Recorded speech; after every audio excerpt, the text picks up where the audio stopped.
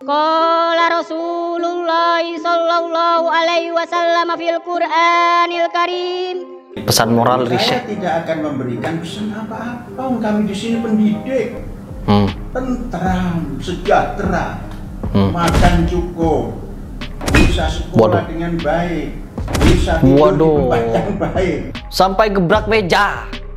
A'udzubillahi minasyaitonirrajim. Bismillahirrahmanirrahim. Teman-teman, di video ini saya memiliki fakta terbaru lagi mengenai Al-Zaitun. Ini Ponpes Al-Zaitun ini nggak ada habis-habisnya, teman-teman. Nggak ada habis-habisnya kalau kita mengulik satu persatu dari setiap video-video mereka, atau di setiap amaliyah mereka, perbuatan mereka, atau kurikulum mereka. Karena memang pernah disebutkan oleh Ken Setiawan bahwa jadi di Al-Zaitun perlu diketahui ada dua struktur, teritorial dan fungsional. Ada yang bagian pesantren, ada yang bagian gerakan bawah tanah. Lah ini yang tidak terpublish.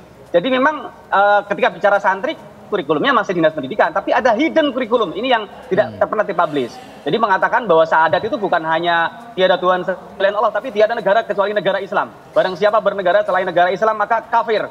Jadi mereka mudah sekali tafsiri mengkafirkan orang lain di luar kelompoknya. Terus sholat juga ini bukan hanya berjarak, sholat itu belum diwajibkan. Bukan dilarang ya, tapi belum diwajibkan karena menganggap Indonesia masih jahiliyah, jadi belum wajib sholat. Zakat juga dihitung pakai satu gandang kurma. Puasa bukan puasa Ramadan.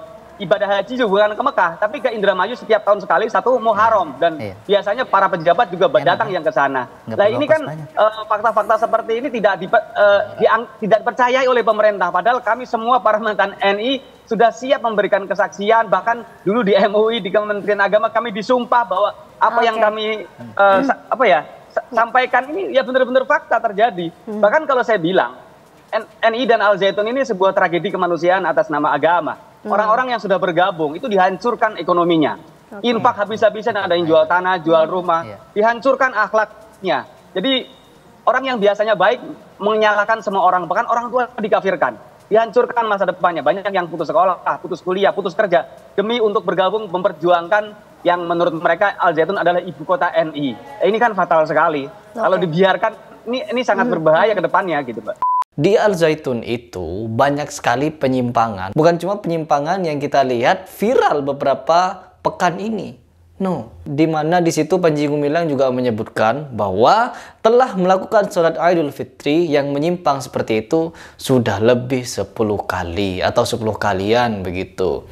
Terus alasannya sholat dengan berjarak-jarak karena mereka hobi atau suka cinta makan pete, makan jengkol, sehingga membuat mulut mereka bau. Dan agar tidak mengganggu teman-temannya yang sholat atau jemaah yang sholat, maka softnya harus direnggangkan. Padahal Rasulullah memerintahkan untuk meninggalkan yang makruh itu. Agar apa? Agar sholat bisa soft rapat. Dan Panji Gumilang tidak mengikuti itu, teman-teman. Oke, itu yang pertama. Terus yang kedua, terlepas dari nyanyian salam-salam Yahudi, terus meminta doa kepada orang Kristen, memasukkan orang Kristen di dalam barisan salat Idul Fitri, dan membuat beberapa hal yang menurut saya pribadi itu mengarah pada penyesatan yang dilakukan awalnya dengan penyimpangan.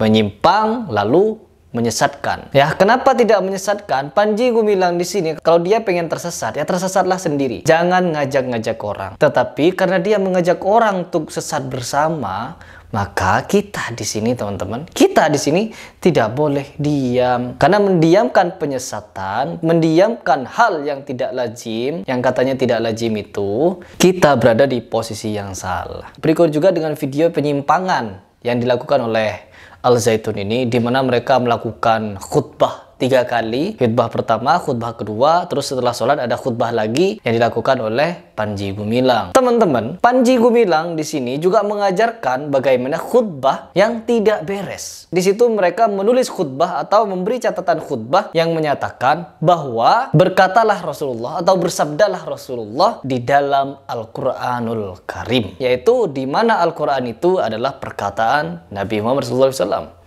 Seperti ini videonya. Qala Rasulullah sallallahu alaihi wasallam fil Qur'anil Karim.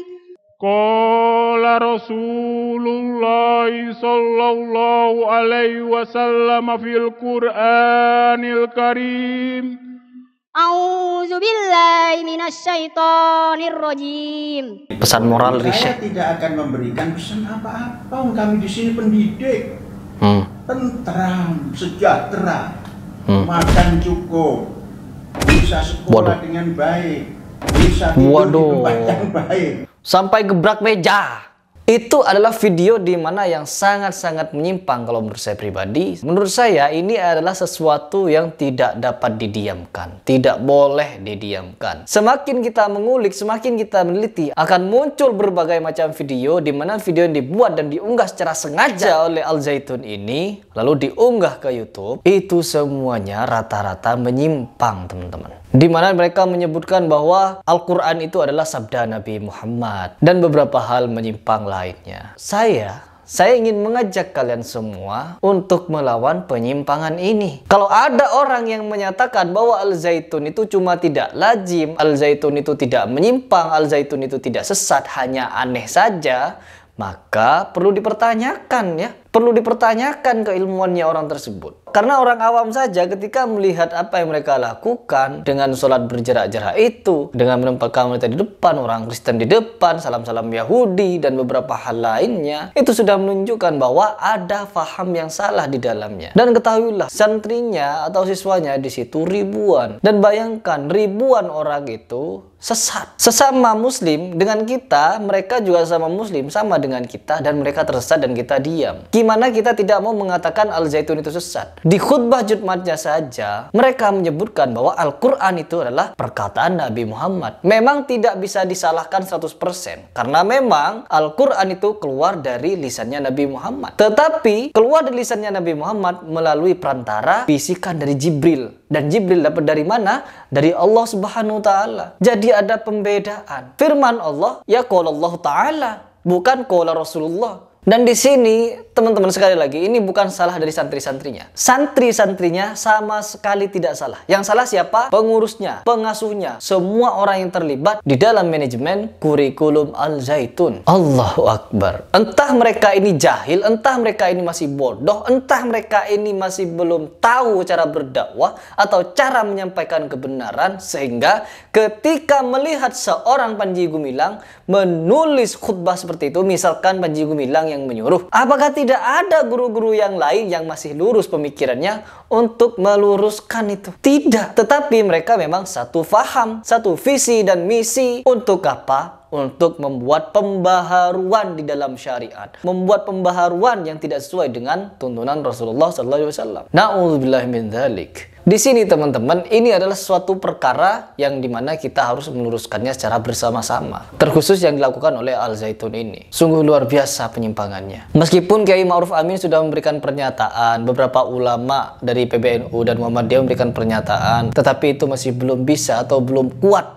untuk mendobrak pertahanan dari Al Zaitun ini. Karena apa? Sungguh mereka sangat kuat. Sebenarnya apa yang ada di balik Al Zaitun ini? Yang membacking Al Zaitun ini? Ketika mereka melakukan banyak penyimpangan, kalau menurut saya ini bukan cuma penyimpangan, tetapi penistaan kepada Islam. Mereka menista dengan secara sengaja melakukan hal yang tidak beres di dalam agama Islam. Jadi, coba kita berdiskusi di kolom komentar bagaimana kita menindak ini agar segera kelar urusan, ya, agar Ponpes Al Zaitun ini bukan ditutup, diganti pengurusan, ya. Kalau perlu Buya Yahya masuk situ, atau Ustadz Adi Hidayat, atau kalau enggak Gus Baha, atau kalau enggak Ustadz Khalid Basalamah. Agar apa? Agar penyimpangan ini segera selesai. Panji Gumilang harus segera diusut. Panji Gumilang harus segera ditindak secara tegas ini, teman-teman. Karena tanpa persetujuan dari Panji Gumilang atau tanpa arahan dari Panji Gumilang, santri-santrinya tidak akan melakukan tindakan seperti itu. Tidak akan azan dengan cara seperti itu. Tidak akan sholat dengan cara seperti itu. Karena ketika badan merasakan sakit karena ditusuk duri, istilahnya begini, Islam itu ibarat tubuh, teman-teman. Apabila salah satu anggota badan tertusuk duri, misalkan kakinya yang tertusuk duri, otomatis dari otak dan seluruh badan kita merasakan sakit. Apalagi durinya beracun begitu, apalagi durinya besar dan tajam. Otomatis semua badan sakit. Bukan dipotong kakinya, teman-teman, tetapi cabut durinya. Begitupun dengan Ponpes Al Zaitun. Apabila racunnya, durinya yang bermasalah dikeluarkan dan diganti dengan orang yang baru, dengan orang yang fahamnya Ahlus Sunnah wal Jamaah, maka insya Allah akidah, ideologi, faham akan kembali kepada pemahaman yang lurus. Begitu.